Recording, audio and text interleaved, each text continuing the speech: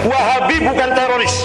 Wahabi bukan teroris, tapi membuka pintu lebar-lebar untuk menjadikan orang jadi teroris. Nah, kalau ini salah, ini sesat, ini bid'ah, ini murtad, ini kafir, berarti boleh dibunuh ini. Kan gitu jadinya. Walaupun Wahabinya tidak melarang membunuh. Wahabinya melarang ngebom, membunuh, melarang. Jadi ajarannya radikal. Bismillahirrahmanirrahim. Assalamualaikum warahmatullahi wabarakatuh. Alhamdulillah, fa inna ahsanal kalami kalamullah wa khairal huda huda Muhammad sallallahu alaihi wasallam wa syarral umuri muhdatsatuha fa inna kulla muhdatsatin bid'ah wa kulla bid'atin dhalalah wa kulla dhalalatin finnar. Kalau ada sebuah hadis dari Rasulullah sallallahu alaihi wasallam itu pendek tapi memang isinya padat dengan makna, ya, padat dengan makna. Pertama, kalau berbicara Rasulullah itu tidak terlalu muluk-muluk seperti sekarang gitu ya. Kita lihat kualitas para sahabat Nabi itu adalah kualitas manusia yang biasa-biasa saja, tapi di sisi Allah kualitasnya sangat tinggi. Bukan karena kehebatannya dalam berbahasa daerahnya, ya, Arab maksudnya, tetapi karena ketaatannya kepada Rasulullah sallallahu alaihi wasallam. Hadis itu adalah ballighu anni walau ayat. Jadi ballighu anni walau ayat. Jadi sampaikan dariku walaupun satu ayat. Hadis sahih ini. Artinya tidak curang terhadap apa yang datang dari Rasulullah sallallahu alaihi wasallam. Dalam sebuah hadis juga disebutkan qulil haq walau kana murra. Ucapkanlah al-haq itu walaupun rasanya pahit. Pahit seperti jamu, ya. Kalau jamu pahit begitu kita minum bisa menyehatkan badan. Nah itu, kalau orang itu sehat kemudian minum jamu makin sehat, itu pahit, ya. Nasihat dari Rasulullah itu jauh lebih baik daripada nasihat dari orang-orang yang bikin nasihat, ya. Jadi nasihat Rasulullah, kemudian nasihat Al-Quran itu bernilai sangat tinggi dibandingkan dengan nasihat orang-orang yang bertentangan dengan Quran dan As-Sunnah. Saya ingin mengangkat sebuah statement, pernyataan Syed Aqil Shirot, ya, Syed Aqil Shirot.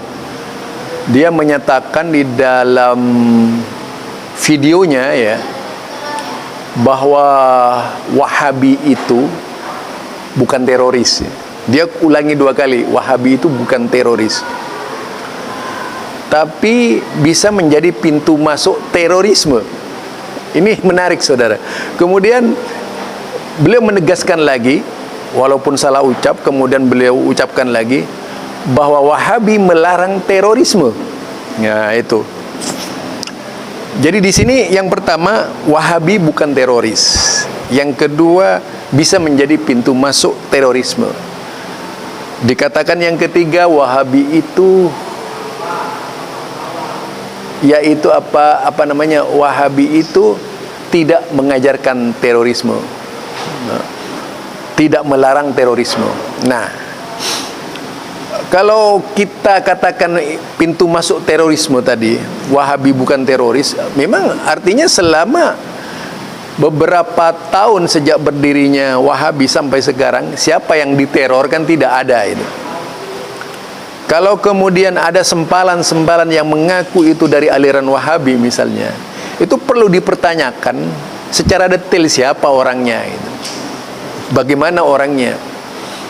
Lah, jika kita buka sejarah, soalnya begini, sepanjang sejarah Islam terorisme ada. Di zaman sahabat Nabi saja ada gitu. Terorisme itu ada.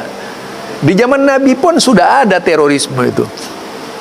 orang-orang munafik ya. Lah sekarang orang munafiknya ini terlalu banyak di negara kita itu. Mereka berkedok, ada yang berkedok ustadz, berkedok ulama, berkedok kiai, berkedok ya siapa namanya, banyaklah kalau kalau kita cermati, kita pahami itu. Yang disebut teroris itu banyak sekali sekarang ini. Ini kalau dari sisi kacamata apa itu terorisme gitu. Kemudian kita melihat tokoh terorisme di masa Rasulullah, yaitu kalau kemudian dasarnya adalah hadis Nabi, terorisme di zaman Rasulullah itu, kita mengenal sosok yang namanya Dzul Khuwaisirah. Itu sosok teroris. Digambarkan di situ bahwa Dzul Khuwaisirah adalah membangkang sunnah Rasulullah. Berarti dia ahlul bid'ah, jadi membangkang sunnah Rasulullah. Karena perkataan Rasul itu sunnah kan. Dia tidak mau dengan keadilan yang diterapkan oleh Rasulullah. Ya, ini syarahnya kalau kita lihat. Jadi dia membangkang, tidak menyukai sunnah Rasulullah sallallahu alaihi wasallam. Jadi tahkiruna salatakum ma'a salatihim. Mereka itu menganggap lebih baik ibadahnya, menganggap lebih baik ibadahnya daripada kalian. Siyamakum ala siyamihim wa ila akhiril kalimat, wa ila akhiril kisah, sampai akhir kisah dari Dzul Khuwaisirah itu dikatakan di situ. Jelasnya dia tidak menyukai cara Rasulullah gitu. Cara Rasulullah itu tidak disuka. Pembagian yang dilakukan oleh Rasulullah tidak dikatakan adil. Dia menuntut Rasulullah berlaku adil. Artinya ahlul bid'ah ini ingin menggurui Rasulullah. Jadi itu gambaran ahlul bid'ah ketika itu. Di masa Nabi sudah berani berusaha menentang keputusan sunnah. Ingat, semua ucapan Nabi itu adalah sunnah. Siapa saja yang membangkang sunnah Nabi, itu nasibnya bisa sama dengan yaitu Dzul Khuwaisirah. Siapa saja itu orang. Ya, kalau mau Anda mau bantah dengan cara yang baik. Ini referensi ya. Oke, itu ahlul bid'ah. Jelas sekali siapa ahlul bid'ah menurut versi Nabi ini, Muhammad sallallahu alaihi wasallam, pembangkang Nabi. Karena bid'ah itu sendiri dalam definisi para ulama ahlus sunnah yang benar-benar ahlus sunnah itu memang kebalikannya dari sunnah. Lawan katanya sunnah Nabi. Kalau kita membaca kitab As-Sunnah ya, yang ditulis oleh ulama-ulama dahulu kala, pasti sunnah itu lawan katanya bid'ah. Jadi pasti lawan. Kalau dia berbicara sunnah, ketika famanit taba'a sunnati, itu siapa yang ikut sunnahku, itu lawannya famanit taba'a bid'atan nasi, siapa yang mengikuti bid'ah yang diada-adakan, itu pasti lawannya begitu. Di zaman Nabi itu dua hadis itu akan selalu berselisih, dan itu diucapkan oleh Nabi kedua-duanya, antara bid'ah dan sunnah itu. Demikian pula para sahabat Nabi itu akan selalu berbicara sunnah dan bid'ah. Bisa itu diperhatikan dalam kitab sunnah, khusus membahas as-sunnah itu. Dari seluruh perkataan para sahabat, sunnah itu lawan katanya bid'ah. Silahkan bantah secara ilmiah siapa yang bisa itu. Kemudian kalau kita melihat tadi dari sisi Dzul Khuwaisirah sebagai sosok pemberontak di zaman Nabi, maka apa yang dikatakan oleh Syahid Aqil Syirat berkaitan dengan terorisme, Wahabi itu bukan teroris, Wahabi itu bukan teroris, itu sudah benar, tidak salah gitu. Kalau menjadi pintu masuk, termasuk Aswaja bisa menjadi pintu masuk terorisme. Bisa, terlalu bisa. Kalau kita baca sejarah, kalau kita cermati sejarah, kita pahami sejarah ya, di dalam berbagai macam literatur dan referensi yang ada di dalam pustaka-pustaka Islam itu, kita akan menemukan jejak-jejak terorisme itu siapa gitu. Jadi ketika kita baca sejarah pemberontakan oleh kaum teroris ini, yaitu bahwa para teroris biasanya tidak menyukai sunnah Nabi. Mereka bisa saja berkedok aswaja gitu, bisa saja berkedok FPI. Dulu itu kan ada orang PI yang disinyalir jadi, ternyata kan ahlul bid'ah. Kalau kita lihat, mereka itu adalah pendukung bid'ah yang jadi teroris ini. Mengapa kemudian dilarikan ke Wahabi gitu, 100% Wahabi gitu. Padahal lihat saja amalannya mereka itu. Nah, ini kalau kita perhatikan. Dan orang-orang yang ditahan itu kebanyakan siapa mereka itu? Tidak ada seorang pun salafi yang mengenal mereka. Itu kalau kita lihat di situ. Jadi aswaja, bisakah aswaja jadi teroris? Ya terlalu bisa lah. Teroris itu pengertiannya tidak hanya yaitu dari rakyat biasa kepada penguasa atau pemerintah gitu. Teroris itu bisa pengertiannya dari rakyat ke rakyat itu. Nah, dari rakyat ke rakyat ini, kelompok yang merasa kuat, merasa mayoritas, mengancam kelompok yang tidak kuat tadi dengan dasar-dasar hujah-hujah bahwa mereka ini adalah sesat, sehingga melakukan tindakan makar, yaitu dengan membubarkan pengajiannya yang mereka anggap sesat menurut parameter mereka. Apalagi kalau sudah kelompok menjadi agama, ya. Kalau sudah kelompok menjadi agama, ini sudah tidak bisa dipandang sebagai sebuah kebenaran lagi gitu. Karena produk-produk hukum yang keluar dari kelompok yang menjadi agama ini adalah pasti parsial, dalam rangka memenangkan kelompoknya sendiri. Itu pasti. Ini asobia tingkat tinggi, yaitu fanatik kelompok tingkat tinggi ini. Mereka mengorganisir kekuatan orang-orang awam yang tidak tahu apa-apa itu, dimotivasi untuk memberontak terhadap paham-paham tadi yang dianggap sempalan oleh mereka, kelompok-kelompok kecil, dengan cara membubarkan pengajian-pengajiannya. Hanya karena takut bersaing sebenarnya. Masalah perut, bukan masalah ilmu dia, masalah perut dia. Jadi saya tidak melihat sampai detik ini mereka yang membubarkan pengajian itu orang berilmu.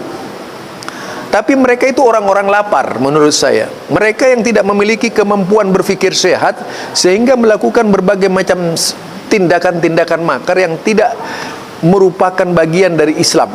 Karena Islam tidak seperti itu. Kita melihat aswaja, sejarah aswaja begitu panjang. Sejak zaman Imam Ahmad, bagaimana Imam Ahmad itu sebagai tokoh aswaja tidak pernah mengerahkan kekuatan, yaitu dengan mengerahkan umatnya untuk melawan pemerintah, walaupun Imam Ahmad itu disiksa. Tetapi sekarang banyak ketua-ketua kelompok yang mengerahkan kekuatan untuk membubarkan pengajian. Imam Ahmad itu belum pernah seperti itu. Imam Syafi'i belum pernah, Imam Ahmad, Imam Malik belum pernah, Imam Abu Hanifah belum pernah.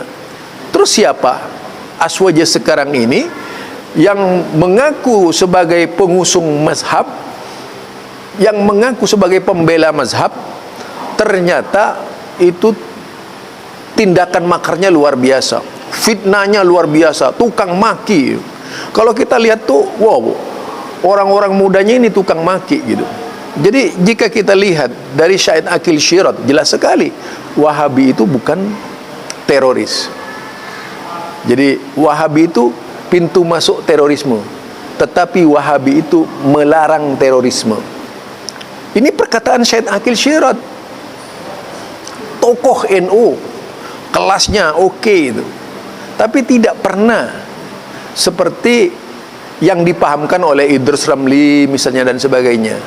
Jelas jauh dong kalau Idrus Ramli itu, yaitu dia kan jauh di bawahnya Syahid Aqil Syirat. Saya pikir itu ya tidak ada apa-apanya dibandingkan Syahid Aqil Syirat pun. Walaupun misalnya berbicara secara argumen, hanya saja Syahid Aqil Syirat itu tidak mau meladeni dia gitu, karena memang dia karena memang membaca siapa yang dihadapi ini, orang yang tidak sekelas dengannya gitu.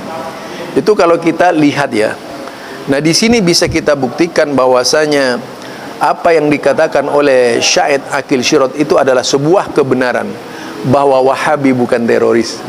Jadi kalau kita baca terorisme tadi itu yang pertama, kemudian yang kedua, yang ketiga adalah Wahabi, yaitu tidak pernah menyuruh memberontak, tidak pernah menyuruh membunuh dan sebagainya. Kalau itu yang dijadikan alasan sudah benar, tidak salah. Jadi semua apapun paham terbukti di Indonesia, Aswaja saja bisa menjadi pintu masuk terorisme. Tadi melakukan makar di mana-mana, bahkan mengancam jiwa seseorang dengan cara ingin membunuhnya. Ini sudah bukan Aswaja, ini Khawarij itu yang seperti itu. Khawarij itu ngaku-ngaku Aswaja seperti yang ada di NTB, Nusa Tenggara Timur. Kalau bukan Khawarij mau ngancam jiwanya seseorang hanya karena kuburan saja gitu. Padahal memang ada kuburan yang dipermasalahkan itu, tapi mereka tidak mau tahu. Entah siapa di belakangnya mereka, pasti ada orangnya itu. Nah ini ya barangkali yang dari saya, Zulkarnain Ilmaduri, berkaitan dengan tanggapan saya terhadap apa ceramah yang disampaikan oleh Syahid Akil Syurat berkaitan dengan Wahabi bukan terorisme. Terima kasih itu kepada Syahid Akil Syurat yang sudah membantah seluruh tokoh-tokoh NU yang NU muda yang nakal gitu. Dia mengatakan dengan tegas Wahabi bukan terorisme. Terima kasih. Subhanakallahumma wa bihamdika asyhadu an la ilaha illa anta astaghfiruka wa atubu ilaik. Assalamualaikum warahmatullahi wabarakatuh.